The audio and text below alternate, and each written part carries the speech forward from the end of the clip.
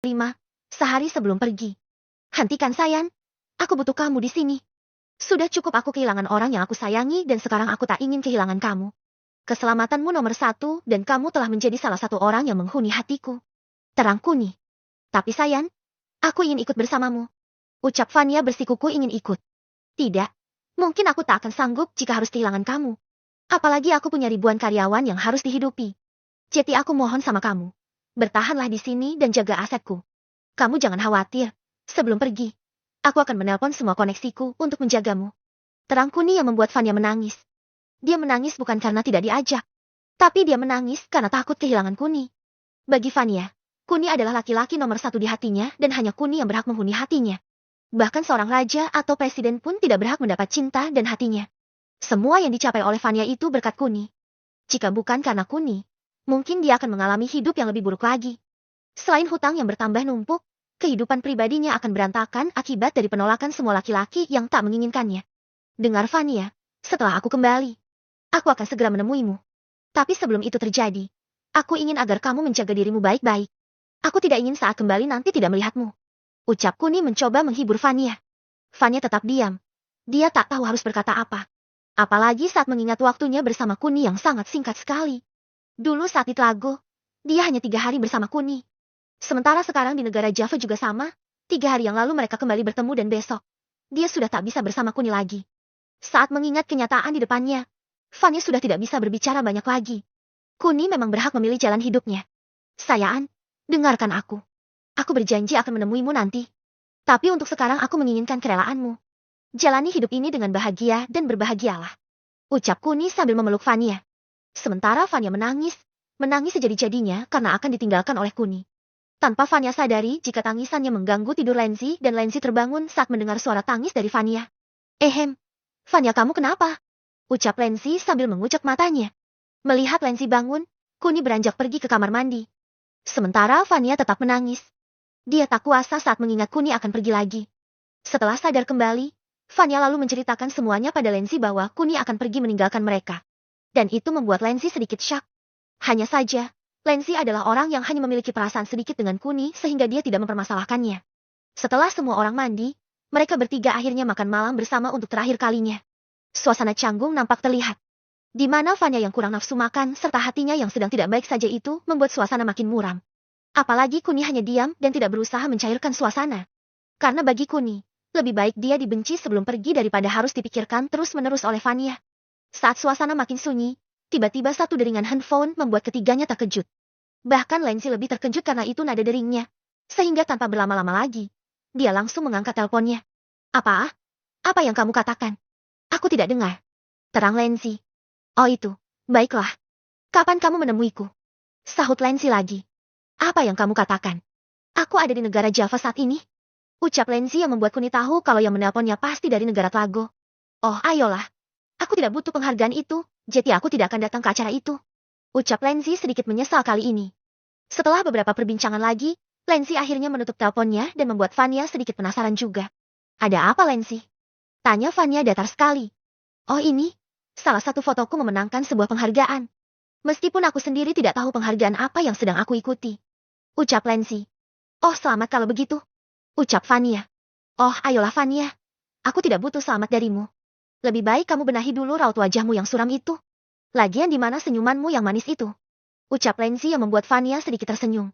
Meskipun tidak seperti biasanya. Iya sayang, aku hanya pergi sebentar saja. Setelah aku kembali, aku akan menghajar kalian berdua lebih lama dari ini. Bahkan kalau bisa, aku akan menghajar kalian seminggu tanpa henti. Ucap Kuni yang mencoba mencairkan suasana dengan candaannya. Meskipun tidak ada yang tertawa, tapi hati Vania dan Lenzi sedikit lebih ringan. Mereka sadar jika Kuni bukanlah milik mereka seutuhnya. Terlebih Vania yang sudah tahu bahwa di hati Kuni sudah ada wanita lain sebelum dirinya. Oh ya Vania, kenapa mereka berempat belum pulang dari kursus belajar bahasa Telago? Tanya Lenzi yang penasaran karena waktunya sudah jam 8 malam. Aku juga tidak tahu Lenzi. Coba aku tanyakan ke Eva sebentar. Ucap Vania lalu meraih handphonenya untuk menghubungi Vania.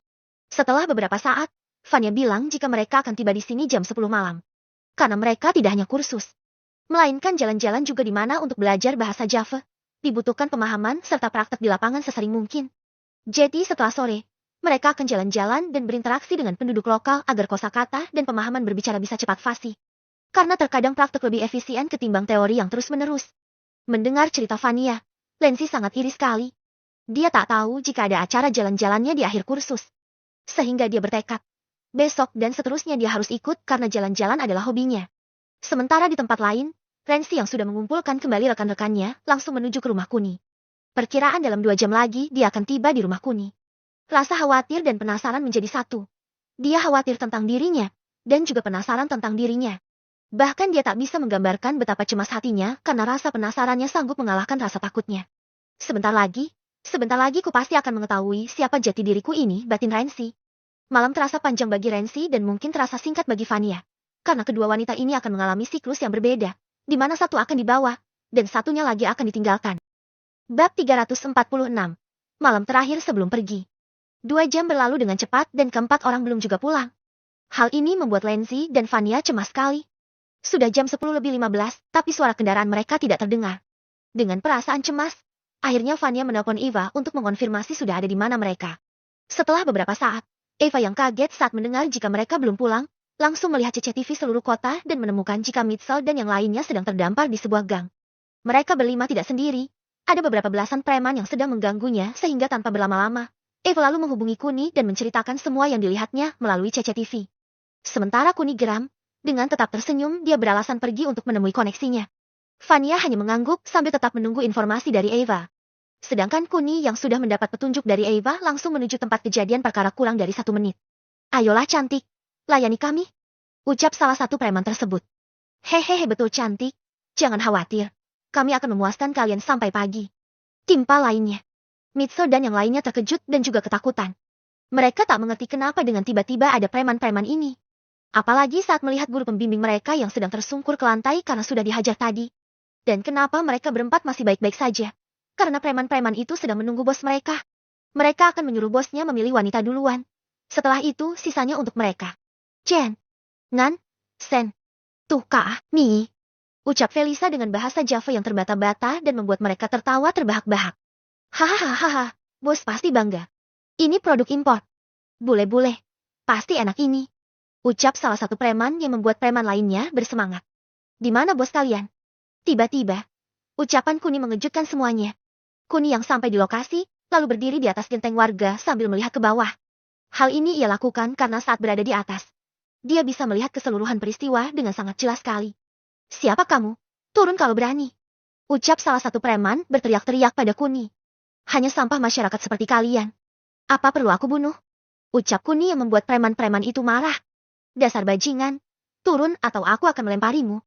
Teriak salah satu preman tersebut. Sementara Kuni yang mulai geram saat mengingat waktunya yang tinggal sebentar lagi langsung turun perlahan, bisa dibilang terbang dan itu membuat semua orang terheran-heran.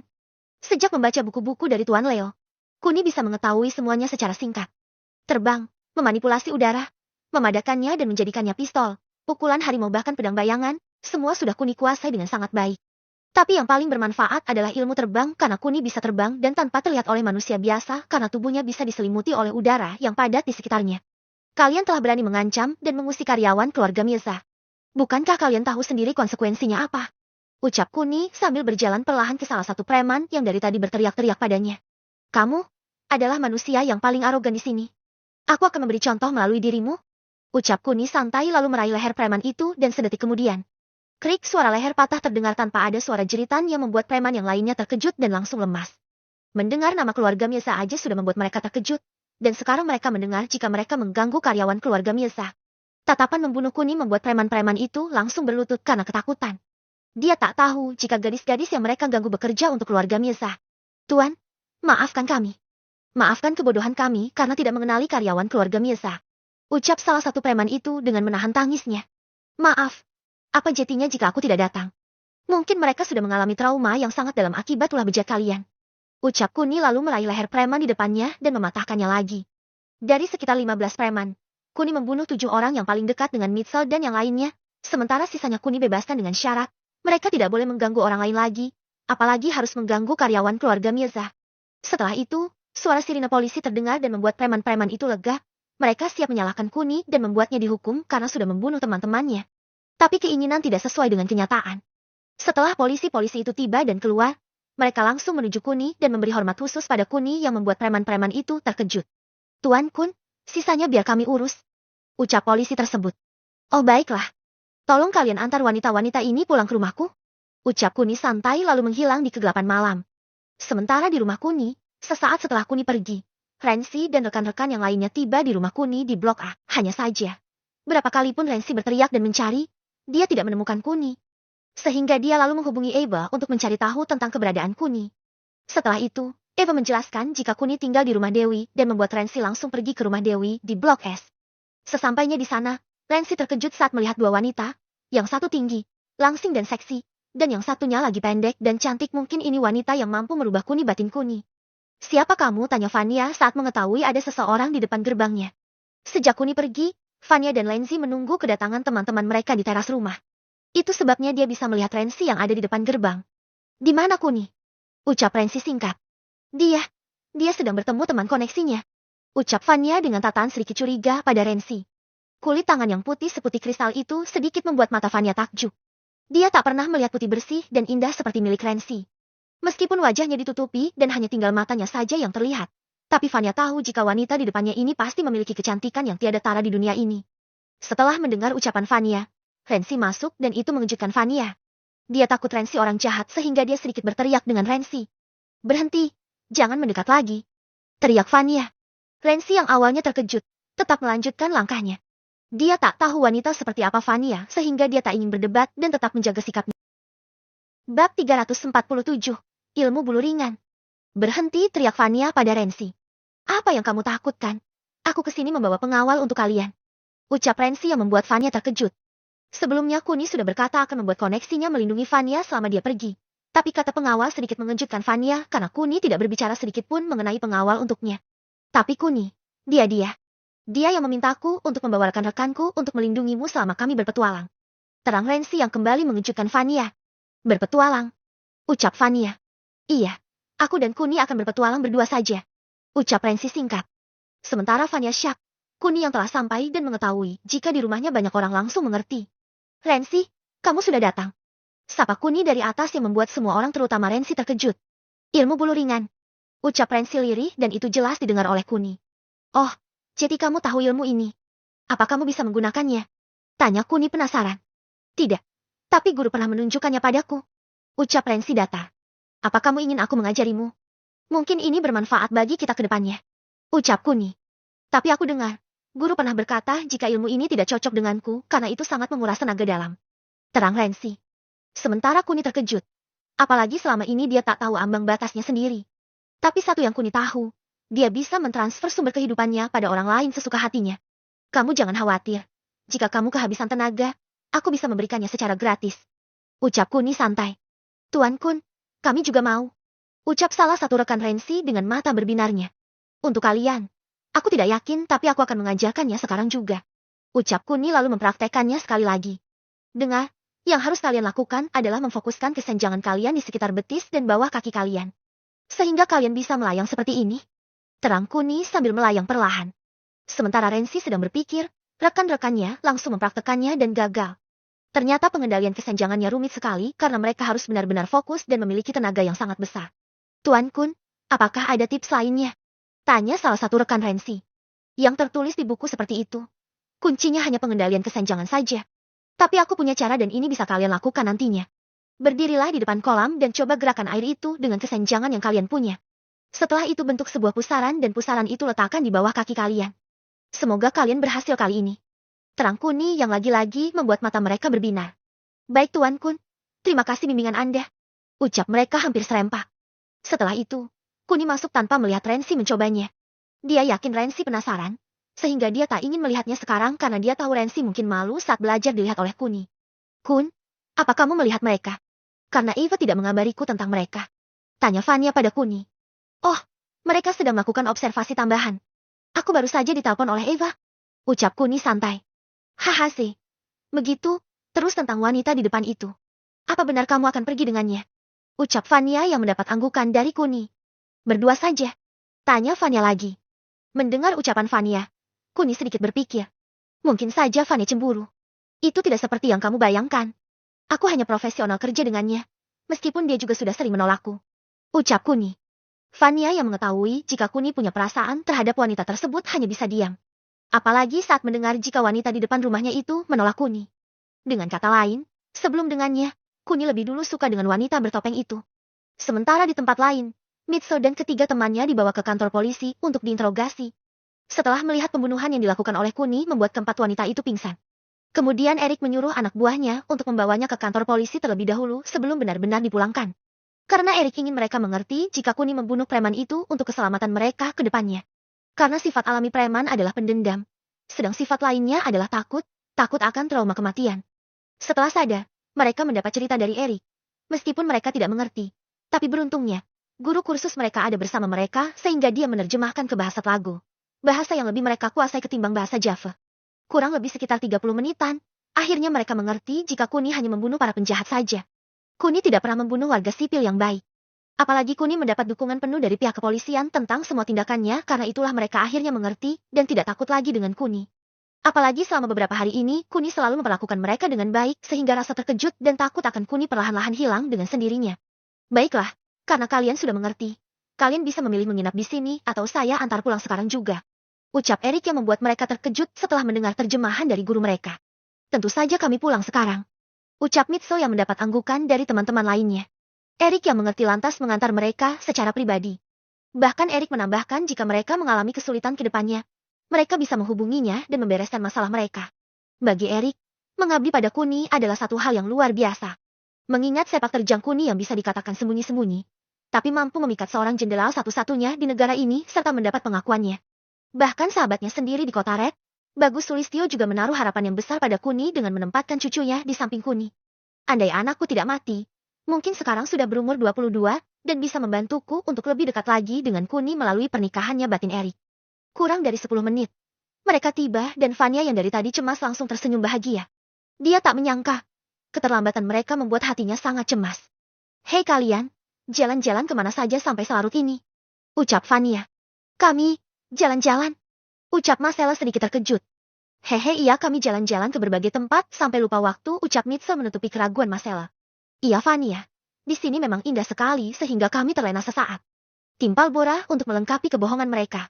Baiklah, apa kalian sudah makan? Ayo cepat kita masuk. Bab 348. Akhirnya Kuni berangkat. Baiklah, apa kalian sudah makan? Ayo cepat kita masuk. Ajak Vanya. Oh makan? Tidak perlu Vanya.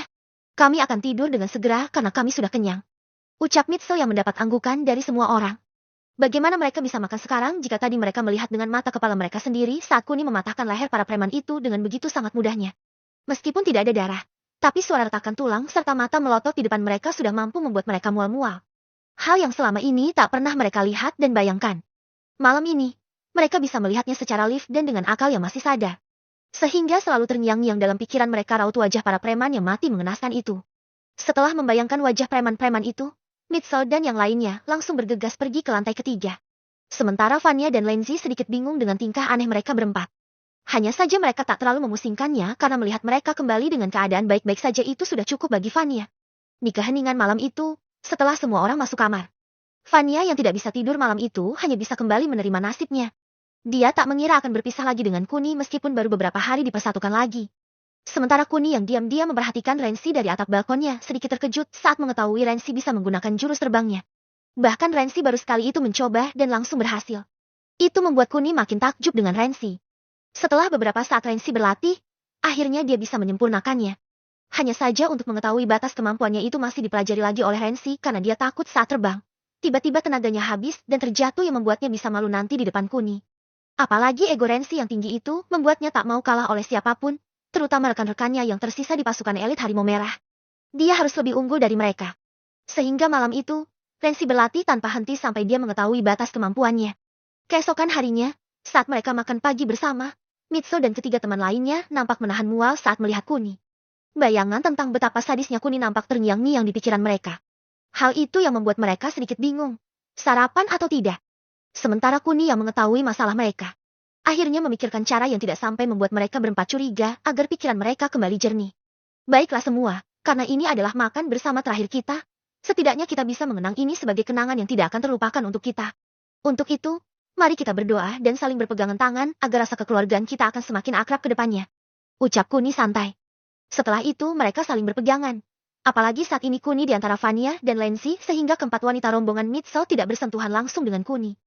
Meskipun tanpa bersentuhan langsung dengan Kuni yang memiliki kekuatan dan mampu mentransfer kekuatannya melalui perantara sesama manusia, akhirnya mencuci otak keempat wanita tersebut dan menghilangkan memori tentang patahnya leher preman tersebut dan membuat keempat wanita itu tiba-tiba segar dan sedikit melupakan kejadian yang mengerikan kemarin malam. Setelah dirasa cukup, Kuni menghentikan aktivitasnya dan melihat reaksi keempat wanita itu. Seketika senyuman tersimpul dari mulut Kuni saat melihat raut wajah keempat wanita tersebut yang kembali normal. Kemudian mereka semua melahap makanan mereka dengan riang, tak terkecuali Vanya. Vanya juga dicuci otaknya oleh Kuni agar mau merelakannya pergi sehingga wajah semua orang seperti tidak ada masalah lagi. Setelah makan, Kuni pamit untuk pergi dan mendapat senyuman dari semua orang. Bahkan Lancy sedikit terkejut saat melihat Vanya yang juga ikut tersenyum pada Kuni, dan itu berbanding terbalik dengan raut wajah Vanya kemarin. Kemarin Vanya seperti tidak merelakan Kuni, tapi sekarang dia malah tersenyum bahagia saat mengetahui Kuni akan pergi. Akhirnya, setelah Kuni melihat senyuman di antara mereka, dia yang sudah ditunggu oleh Rensi di depan gerbang langsung pamit pada mereka berenam dan pergi bersama Rensi menuju bandara. Matahari nampak bersinar terik yang membuat Kuni dan Rensi tidak bisa melihat jelas. Dia tak tahu kenapa ini terjadi tapi satu yang pasti. Mungkin petualangan Kuni diberi izin oleh alam, sehingga alam pun bersahabat dengan Kuni. Jadwal kita jam berapa sayang? Ucap Kuni pada Rensi manja sekali. Berhenti bersikap sok imut Kun. Atau aku pulang sekarang juga. Ancam Rensi yang justru membuat Kuni semakin bahagia. Meskipun Rensi marah, tapi kecantikannya tetap tak berubah dan itu membuat Kuni makin kagum dengan Rensi. Setelah itu, mereka pergi ke bandara untuk menuju ke kota Sun dan 1,5 jam kemudian, mereka tiba di tepi hutan tempat Rensi ditemukan oleh Tuan Leo.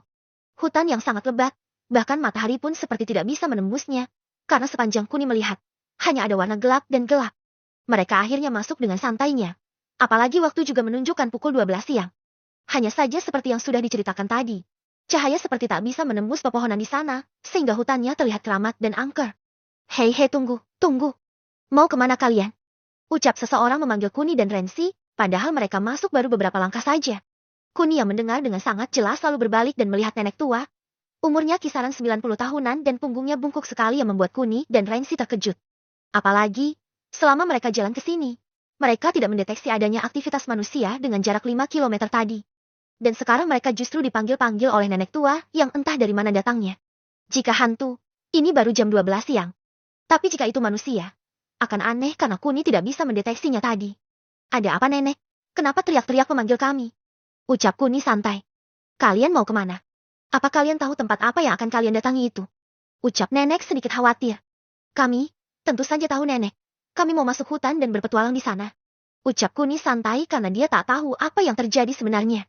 Hah, apa aku tidak salah dengar? Apa menurutmu hutan ini tempat berkemah? Sehingga dengan entengnya kamu bilang akan berpetualang di sana. Ucap nenek tersebut dengan nada sedikit marah. Bab 349. Hutan keramat. Penuh ilusi. Hah, apa aku tidak salah dengar? Ucap sang nenek. Apa maksud nenek? Ucap Kuni sedikit heran. Pulanglah. Ini bukan hutan tempat bermain kalian. Ini hutan keramat. Sekali masuk, tidak bisa keluar lagi. Terang sang nenek yang membuat Kuni dan Rensi terkejut. Nenek, apa yang nenek katakan?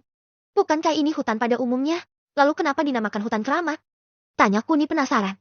Tidak ada yang perlu aku jelaskan padamu. Lebih baik pulang dan nikmatilah hidupmu. Ucap sang nenek lalu berbalik akan pergi. Sementara Kuni yang terkejut, lalu saling memandang pada Rensi dan sedetik kemudian. Dia ingin bertanya lagi pada nenek tersebut, tapi lagi-lagi Kuni dan Rensi terkejut saat mereka melihat ke arah nenek tersebut. Mereka tak bisa melihat nenek tersebut. Apalagi jarak keduanya yang terlampau dekat serta masih ada tanah lapang seluas ratusan meter yang ada di depan Kuni dan Rensi, sehingga mereka yakin jika sang nenek bukanlah manusia. Apalagi saat dia berpaling dan melihat kembali ke nenek tersebut tidak sampai 4 detik. Sehingga Kuni yakin jika tidak ada manusia yang bisa bergerak secepat itu. Kecuali, semakin dipikirkan, membuat Rensi dan Kuni semakin tidak mengerti.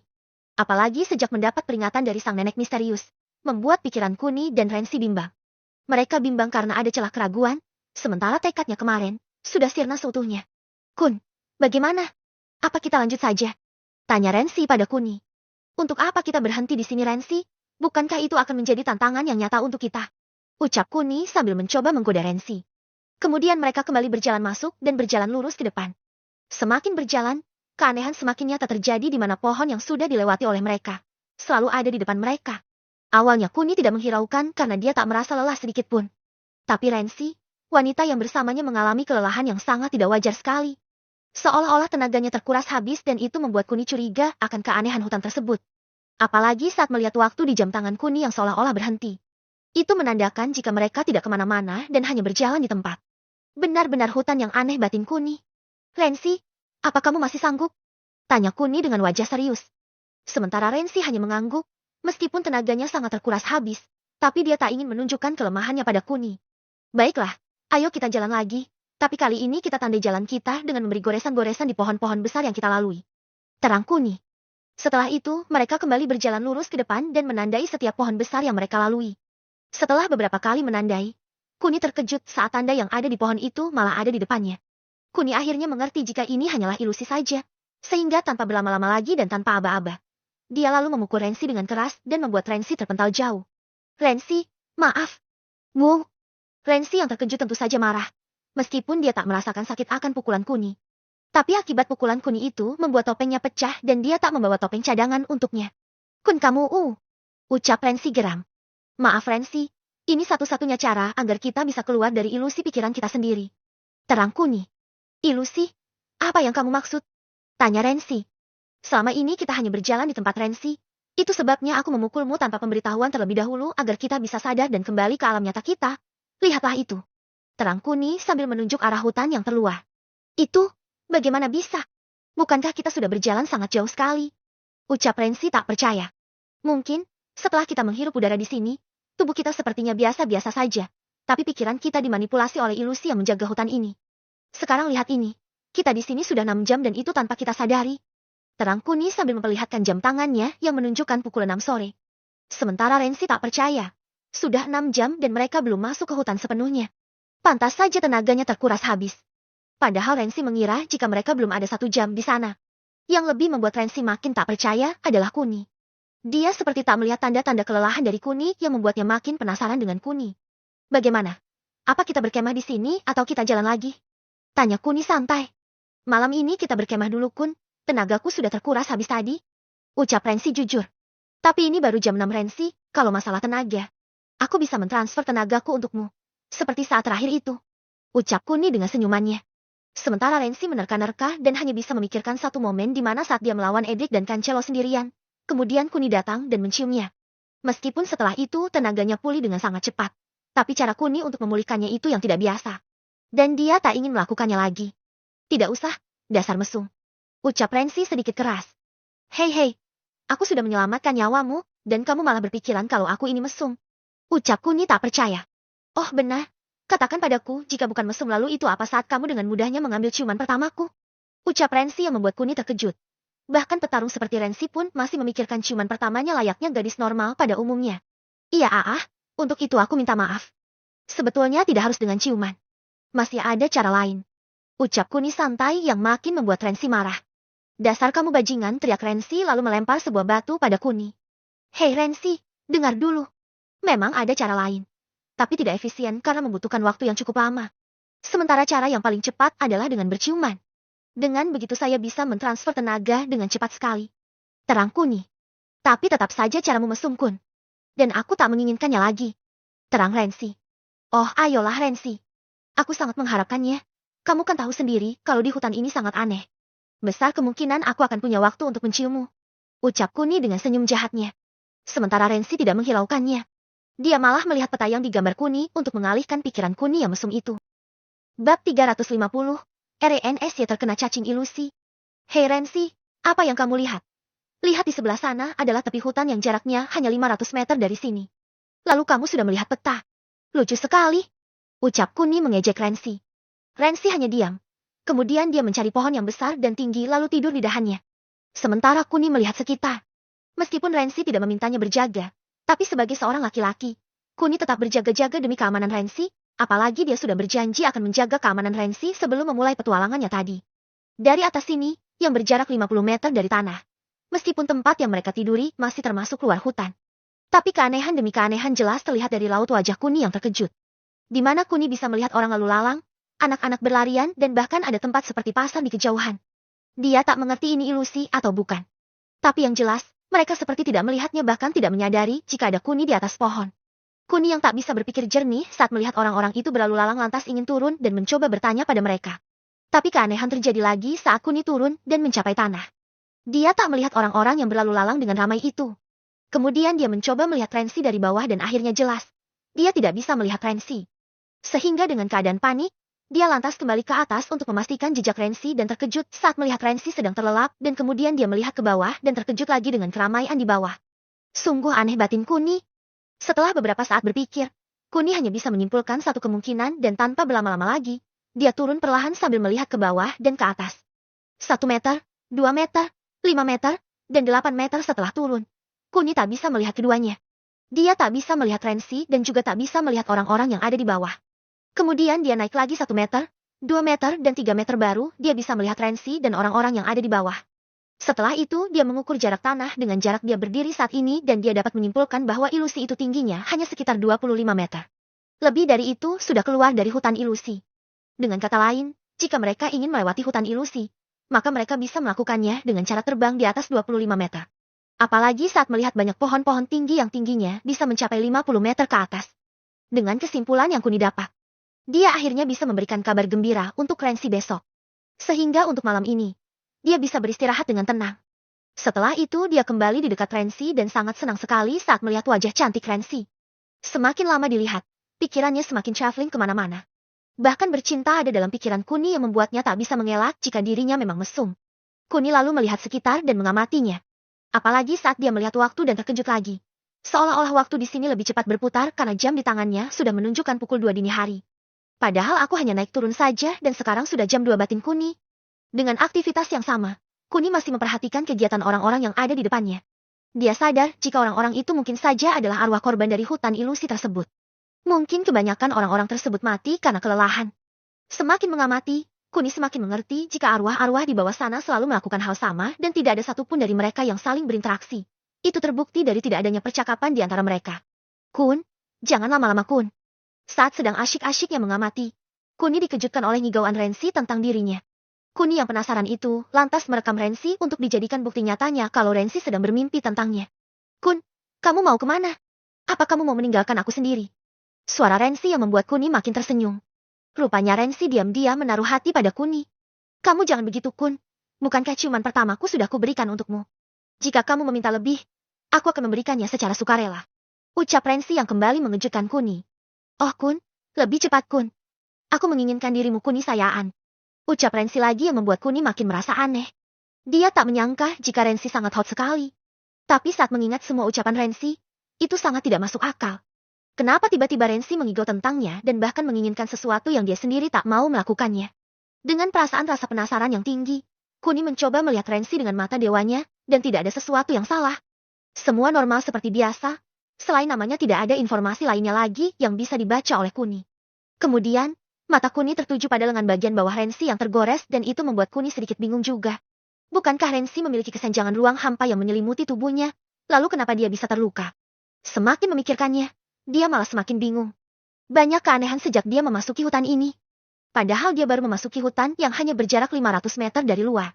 Dengan perasaan campur aduk, Kuni lalu melihat luka goresan Rensi dan terkejut ada benda kecil seperti cacing yang sedang meliuk-liuk di kulit Rensi. Saat melihat dengan mata dewanya, Kuni terkejut jika itu adalah cacing ilusi. Cacing ilusi adalah satu-satunya hewan yang menghuni hutan ilusi. Cacing ilusi bersarang di lumut dan juga kulit pohon. Bahkan cara kerja cacing ilusi ini hampir sama dengan ulat dan lintah, di mana dia akan memakan dedaunan dan juga menghisap darah. Efek yang ditimbulkan adalah orang yang terkena cacing ilusi akan mengalami halusinasi sesuai dengan kata hati mereka. Hanya saja orang yang terkena cacing ilusi hanya memiliki waktu seminggu sebelum cacing-cacing itu berkembang biak dan menghisap habis darah di tubuh orang yang dihisapnya. Dengan kata lain, apa yang didengar Kuni dari Rensi adalah karena Rensi menginginkan itu dan dia tidak berani mengatakannya. Mengetahui rincian informasi dari mata dewanya, Kuni langsung membuang cacing itu. Beruntungnya Rensi karena Kuni segera menyadarinya. Jika tidak, mungkin dia akan mati karena cara kerja cacing ilusi adalah menyerap habis darahnya. Bab 351. Pertengkaran kecil. Keesokan harinya, Kuni yang semalaman berjaga nampak biasa-biasa saja. Sementara Rensi, dia belum juga bangun saat matahari telah terbit dan menyinari sebagian tubuhnya. Hal inilah yang membuat Kuni cemas. Apalagi semalam, Rensi terkena cacing ilusi, sehingga Kuni tak bisa menyimpulkannya. Apa karena cacing ilusi itu atau karena sebab lain sehingga Rensi belum bangun juga? Akhirnya Kuni lebih memilih untuk menunggu sebentar lagi. Apalagi waktu masih jam 7 pagi dan dia tak harus buru-buru. Semakin lama menunggu, Kuni semakin merasakan yang namanya kebosanan. Apalagi saat melihat waktunya yang tiba-tiba sudah menginjak jam 12 siang yang membuat Kuni makin terkejut saja. Dengan sedikit cemas, Kuni akhirnya memberanikan diri untuk membangunkan Rensi. Setelah beberapa kali sentuhan, dengan perasaan malas, Rensi bangun dan terkejut saat wajah Kuni sangat dekat padanya. Kun, kamu ngapain? Dasar mesum, ucap Rensi. Hah? Kamu bicara apa Rensi? Aku membangunkan kamu karena ini sudah jam 12 siang dan kamu belum bangun-bangun juga. Ucap Kuni. Sementara Rensi yang terkejut lalu melihat jam tangan Kuni dan lebih terkejut lagi saat waktu menunjukkan pukul 3 sore. Ini bukannya jam 3 sore Kun? Ucap Rensi sambil menunjuk jam tangan Kuni. Kini, gantian Kuni yang terkejut lalu melihat jam di tangannya, dan jarum jam malah menunjukkan pukul 6 sore, dan matahari tiba-tiba sudah berganti dengan bulan yang membuat mereka berdua makin terkejut. Sementara di tempat lain, tepatnya di kota Purple, Vanya yang sedang menunggu Kuni. Tak terasa, waktu telah berlalu lebih dari 2 minggu. Bahkan dia tak sabar ingin segera mengabari Kuni jika dia sedang mengandung anak Kuni. Lenzi juga sama. Dia sekarang juga sedang mengandung anak Kuni.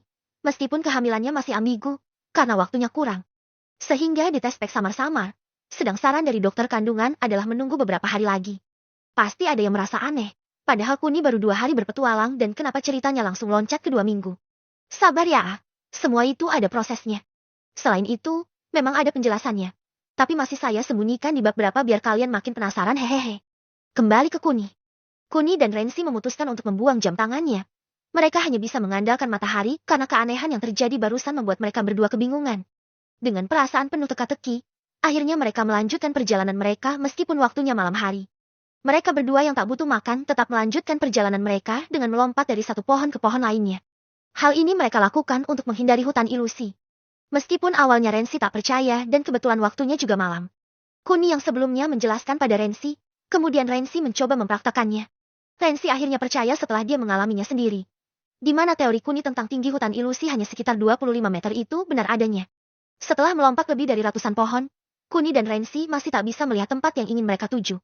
Yaitu kapsul yang pernah dinaiki oleh Rensi serta benda tinggi yang biasa Rensi sebut sebagai menara terbengkalai. Lama sekali mereka melompat dari satu pohon ke pohon yang lainnya, tanpa Kuni sadari jika kekuatan Rensi semakin waktu semakin menipis. Dengan nafas beratnya, Rensi mencoba mengimbangi lompatan Kuni. Meskipun pada akhirnya dia sudah tak sanggup lagi. Kun, berhenti. Biarkan aku istirahat sejenak. Ucap Rensi. Sementara Kuni yang lupa jika Rensi memiliki batas membuatnya hanya bisa mengutuk dirinya sendiri. Dia tak menyangka jika Rensi akan sangat kelelahan karena ketidakpekaannya. Rensi, mana tanganmu? Ucap Kuni. Untuk apa? Dasar mesum? Umpat Rensi yang tak ingin memberikan tangannya pada Kuni. Ini cara lainnya yang aku katakan tadi. Meskipun efisiensinya kurang, setidaknya bisa mengisi tenaga kamu meskipun hanya sedikit. Terang Kuni sambil mencoba meraih tangan Rensi.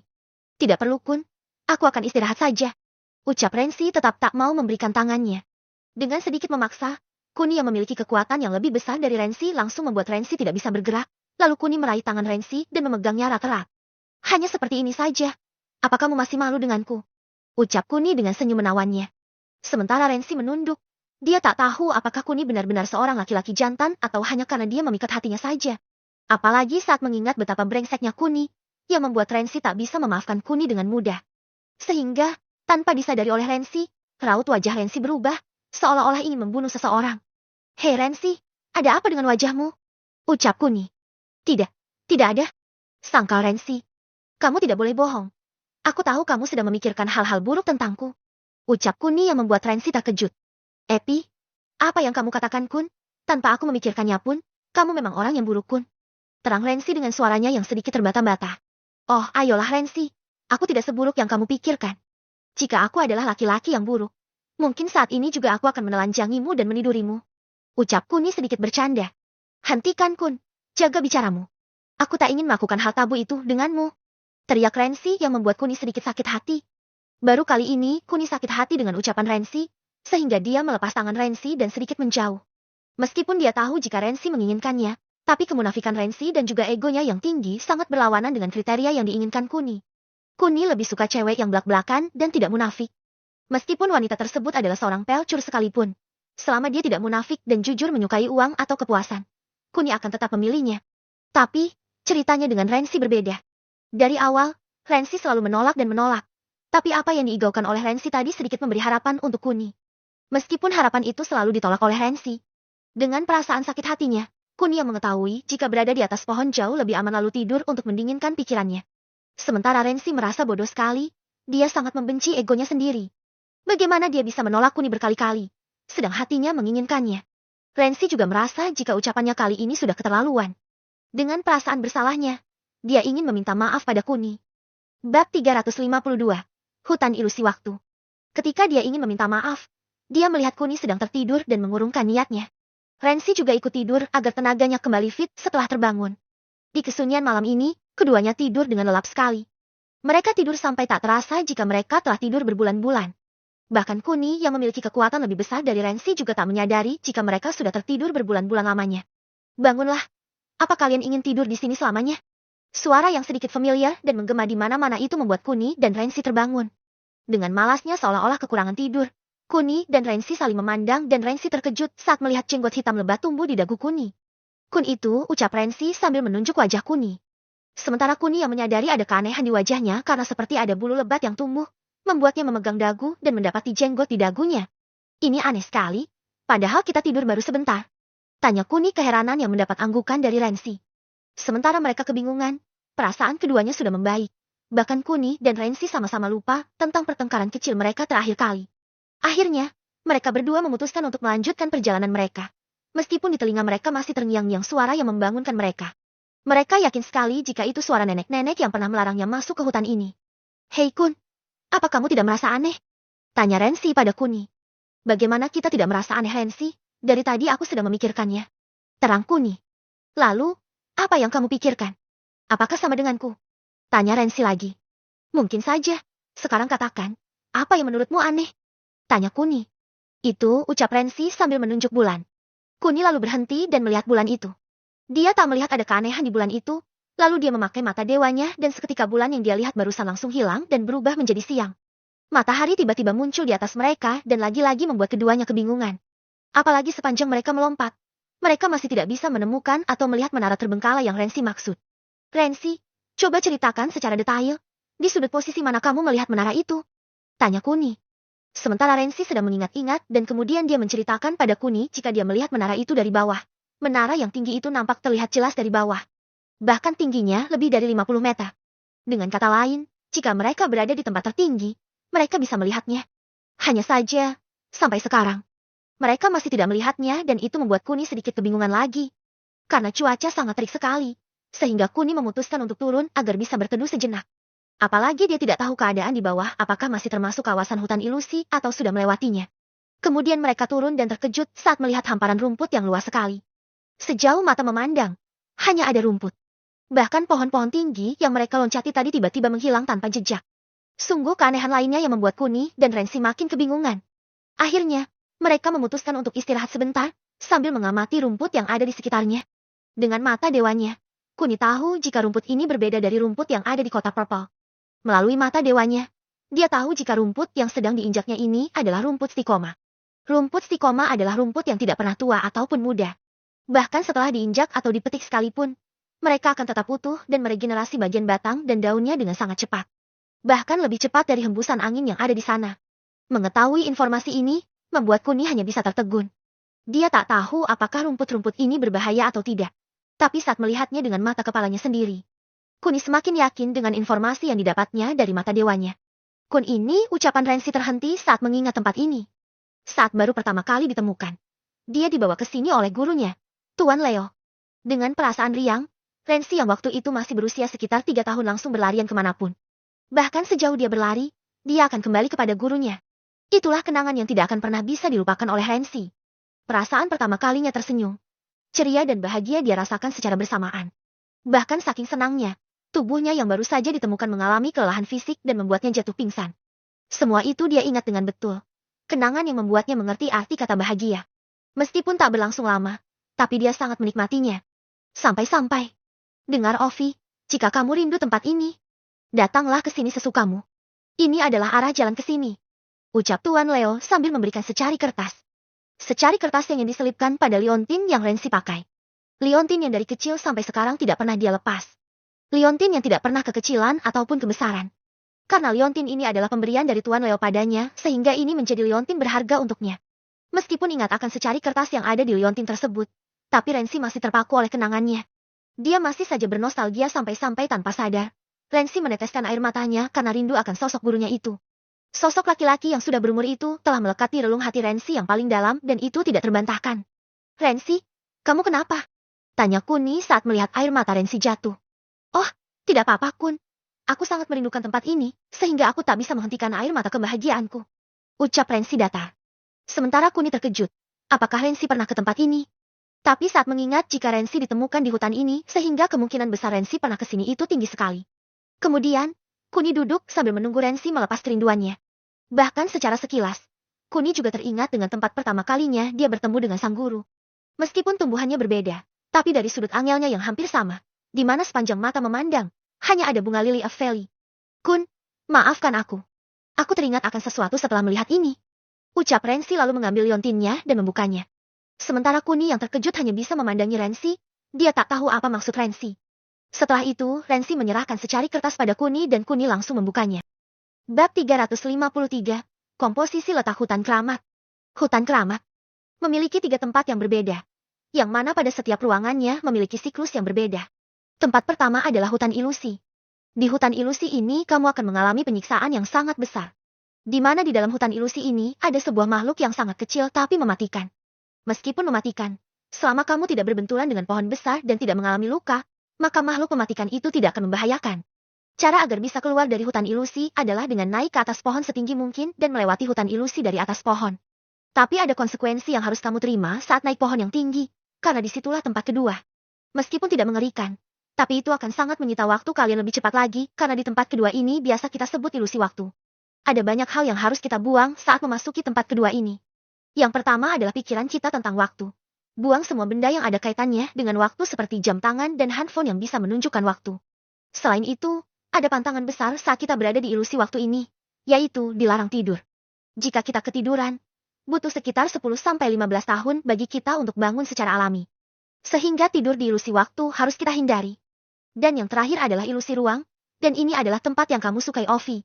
Hanya saja jangan terlena dengan ilusi ruang ini karena kamu bisa terjebak di dalamnya sampai mati. Meskipun begitu, kamu masih bisa menikmati keindahan di ilusi ruang ini seperti saat pertama kali aku membawamu ke sini. Dengar Ovi, ini hanya rahasia antara kita. Selain kamu dan aku, tidak akan ada orang yang bisa melewati hutan keramat ini. Jadi perhatikan baik-baik tips yang akan aku berikan padamu. Pertama, saat memasuki hutan ilusi, naiklah pohon setinggi mungkin. Kemudian melompatlah dan hitung sampai 100 pohon lebih, karena saat kamu melompat, itu tandanya kamu ada di ilusi waktu. Jangan pernah tidur dan setelah 100 pohon maka turunlah dan kamu akan sampai di tempat yang istimewa ini, yaitu ilusi ruang. Bermainlah sepuasnya karena kamu tidak akan pernah merasa bosan di sini. Tapi jika suatu saat kamu bosan, kamu bisa memejamkan matamu dan rasakan hembusan angin yang mengarah ke segala arah. Carilah titik tengah dari arah tersebut dan berdirilah di sana. Setelah 3 detik, kamu akan kembali secara mengejutkan ke ilusi waktu dan lakukan hal yang sama dengan saat kamu pergi. Sedangkan cara untuk melewati ilusi ruang ini, mungkin hanya aku seorang yang bisa. Tapi aku sangat terkejut saat menemukanmu, sehingga aku yakin, suatu saat nanti, kekuatan matamu akan tumbuh dan kamu memiliki mata yang sama denganku. Sehingga akan aku katakan cara keluar dari ilusi ruang ini. Carilah pertapa katak di antara dedaunan ini, kamu bisa mencarinya dari jejak daun rumput yang baru saja tumbuh kembali. Dengan menggunakan kekuatan mata seperti milikku, kamu akan mengetahui jika di setiap daun memiliki umurnya sendiri sehingga carilah daun yang berumur kurang dari sehari dan kamu akan menemukan pertapa katak itu. Semoga harimu menyenangkan Ovi. Setelah membaca petunjuk yang ditinggalkan oleh gurunya, Tuan Leo, Kuni merasa jika pengalamannya selama ini sia-sia saja. Bahkan dia sedikit memandang rendah Rensi karena jika ada cara yang cepat, kenapa harus bersakit-sakitan dahulu? Meskipun marah, Kuni tidak menunjukkannya pada Rensi. Sebab marah pun percuma karena dia sudah terlanjur menjalaninya. Bagaimana Kun? Apa kamu tahu sesuatu? Tanya Rensi pada Kuni. Ovi Martinelauer, ternyata aku salah menilaimu. Aku pikir kamu cerdas. Ternyata kamu sama saja dengan seekor keledai. Hahaha. Ucap Kuni dengan tertawa riang yang membuat Rensi bingung. Maksud kamu apa Kun? Tanya Rensi. Surat ini adalah kuncinya. Kita bisa melewati semua ini dengan cepat jika kamu memberikannya di awal. Tapi kamu jangan khawatir. Meskipun sedikit terlambat. Tapi ini sangat berguna sekali. Terang Kuni yang membuat Rensi berbinar. Sementara di tempat lain, Fania sedang melakukan acara 7 bulanan dengan mengadakan acara yang sangat besar sekali. Bahkan acaranya diliput oleh seluruh media di negara Java. Apalagi saat mengingat jika semua stasiun televisi berlomba-lomba untuk mendapat kontrak eksklusifnya. Hal ini tak lepas dari Fania yang menjadi pebisnis handal kurang dari 1 tahun. Selama 7 bulan, atau tepatnya selama 6 bulan ini Fania mendirikan serta menguasai 80% pangsa pasar di negara Java. Ingat, 80% di negara, bukan hanya satu kota. Dan menjadikan dia pebisnis yang sangat berpengaruh di dunia. Meskipun statusnya yang masih belum resmi menikah tapi sudah mengandung sedikit membuatnya dicemooh. Tapi terlepas dari itu semua, pengaruh nama besar keluarga Miesa mampu membungkam mulut semua orang. Apalagi sepak terjangnya di dunia bisnis mampu mengguncang dunia. Meskipun semua keputusannya diambil oleh Eva, tapi ini yang Eva dan Fania inginkan. Di mana Eva ingin tetap berperan di balik layar, sementara Fania ada di depan layar. Dengan statusnya yang sekarang, hampir setiap orang dan kalangan manapun mengenal Fania. Bahkan kedua orang tuanya yang berada di negara Tlago juga mengikuti semua berita tentang anaknya dan merasa bangga. Mereka tak menyangka jika kehidupan mereka akan berubah dan anaknya yang sekarang sangat membanggakan bagi mereka. Fania, apa kamu sudah siap? Ucap Lenzi saat menunggu Fania dari balik pintu. Sementara Fania sedang merenung, dia tak menyangka jika acara sakral ini tidak dihadiri oleh Kuni, ayah dari bayinya. Ayolah Fania, semua orang sedang menunggumu. Teriak Lenzi lagi. Iya, aku keluar. Ucap Fania lalu membuka pintunya dan terkejut dengan penampilan Lenzi. Lenzi, apa maksudmu? Tanya Fania sambil menunjuk baju Lenzi. Apa? Bukankah aku berpakaian seperti biasanya? Ucap Lenzi santai.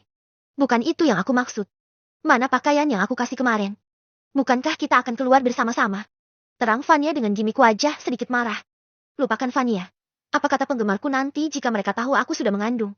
Aku lebih memilih aman dan tak ingin mempublikasikan tentang kehamilanku pada semua orang atau aku akan kehilangan mereka.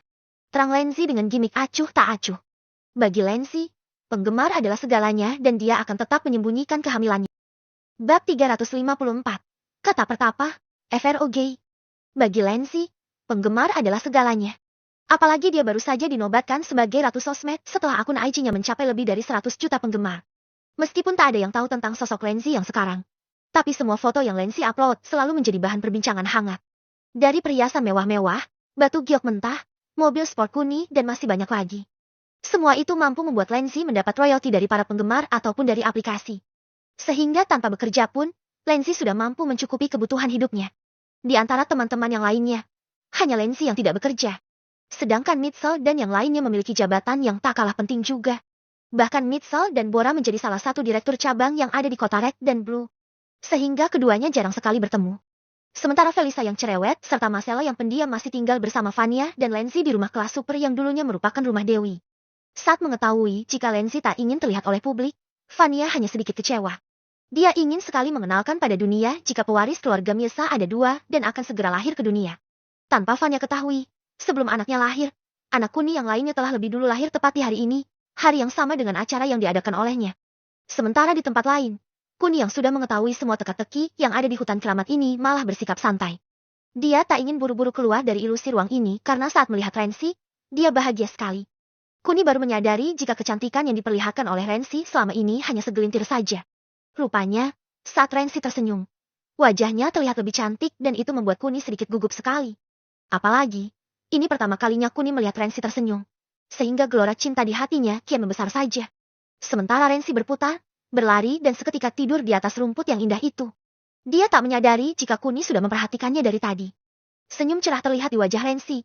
Meskipun dia sudah berumur, tapi sifat kekanakannya masih ada dan itu tanpa dia sadari.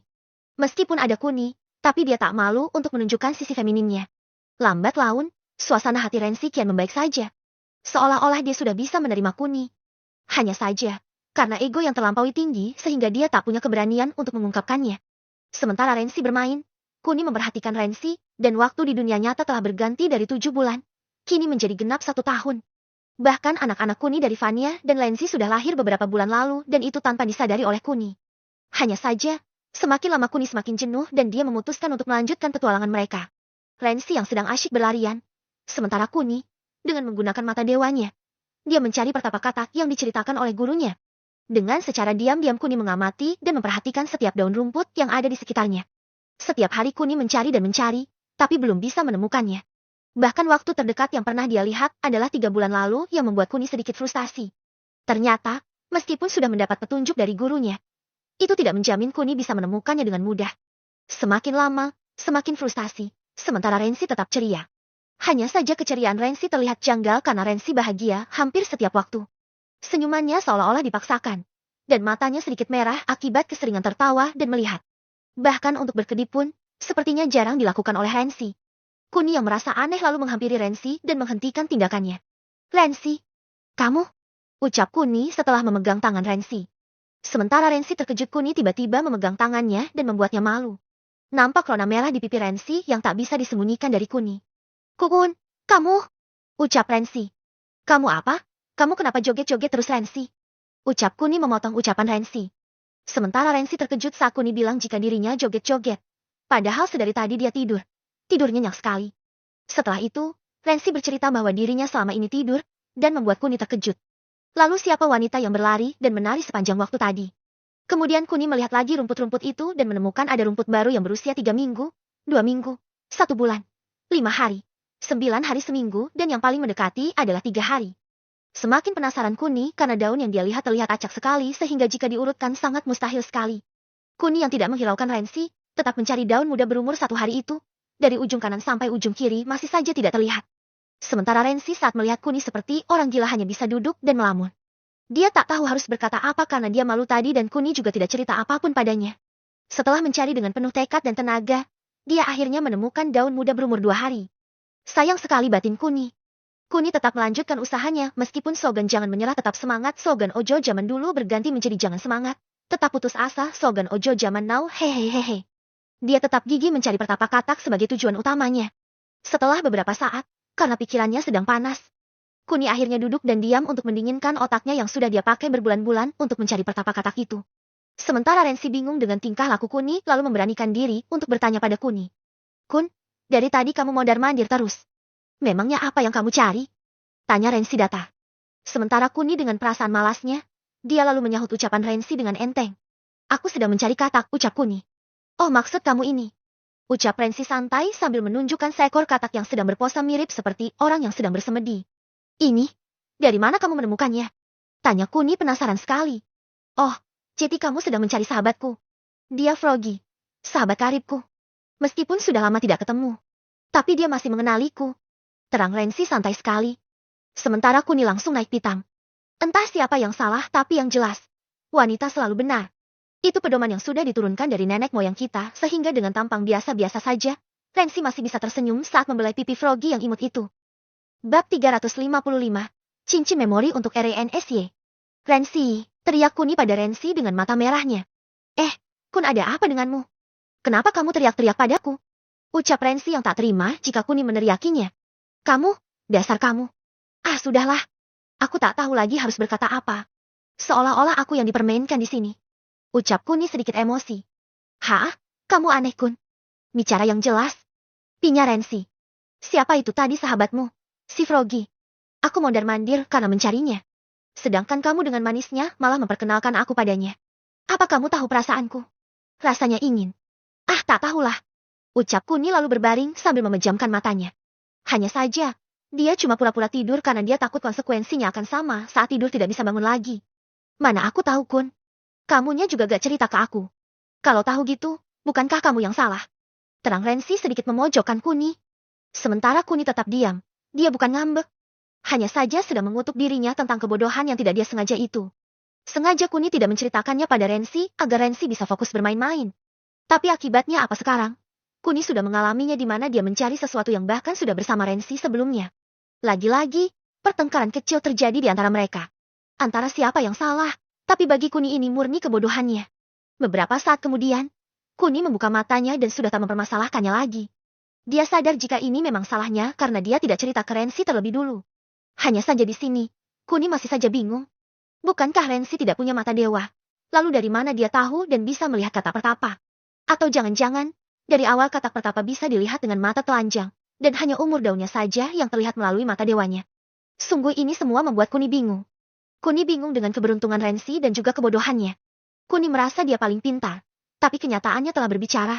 Dia bodoh karena bisa dibodohi oleh Rensi. Memikirkan hal itu membuatnya sakit hati. Tapi dia sudah tak ambil pusing lagi. Apalagi saat melihat wajah Rensi yang biasa-biasa saja sehingga Kuni yakin jika Rensi tidak bermaksud mempermainkannya. Baiklah Rensi, cepat katakan pada katak itu bagaimana caranya kita keluar dari sini. Tanya Kuni sedikit serius. Sementara Rensi terkejut dengan apa yang dia dengar. Dia tak menyangka jika sahabatnya adalah kunci di ilusi ruang ini. Apa kamu serius Kun? Tanya Rensi yang masih tak percaya. Iya, cepat tanyakan dan kamu akan mengetahuinya langsung. Ucap Kuni. Setelah itu, Rensi bertanya pada katak pertapa itu. Meskipun sedikit aneh karena katak tersebut hanya diam saja. Tapi beberapa saat kemudian, ilusi ruang tersebut berguncang hebat seolah-olah ada katro yang akan membuka sesuatu. Kemudian di tengah-tengah muncul sebuah pintu yang sangat terang sekali. Saking terangnya, Kuni dan Rensi tak bisa melihat apapun di balik pintu tersebut. Hanya warna putih yang mendominasi. Kemudian, Kuni dan Rensi bergegas masuk dan tiba-tiba terkejut saat di depannya ada menara terbengkalai yang diceritakan oleh Rensi. Hanya saja, itu bukan menara, tapi sebuah bangunan misterius mirip sebuah tower. Tapi seluruh bangunannya berkarat dan nampak hitam semua.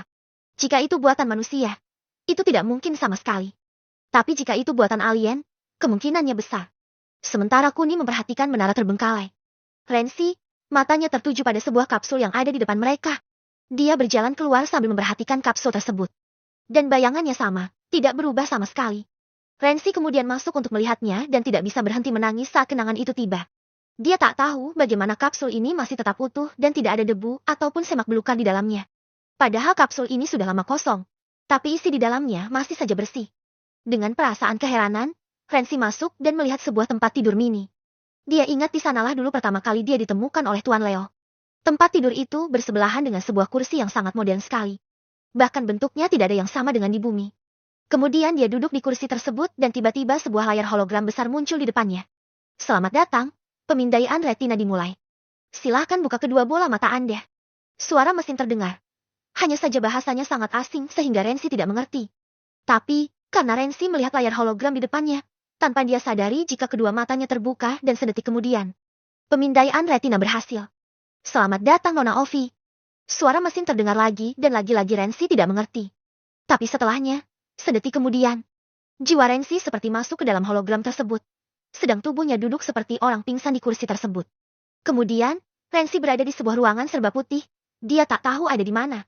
Bahkan dia tak pernah memimpikan tempat ini. Saat sedang memikirkan semuanya, tiba-tiba sebuah pintu yang entah dari mana datangnya muncul dan terbuka. Kemudian muncul seseorang yang sangat cantik dan tampan keluar lalu langsung berlutut pada Rensi. Selamat datang kembali Nona Ovi. Ucap keduanya serempak. Rensi yang terkejut karena selain mengerti ucapan mereka, dia juga tak menyangka jika keduanya juga tahu nama asli mereka. Kalian siapa? Kenapa kalian tahu namaku? Ucap Rensi kebingungan. Sementara kedua orang tersebut sedikit bingung. Mereka beranggapan jika Rensi kehilangan ingatannya sehingga Rensi tidak mengenali keduanya. Akhirnya, mereka memutuskan untuk menceritakan semuanya. Tapi jika itu yang akan mereka lakukan, mungkin saja mereka akan membutuhkan waktu yang cukup lama.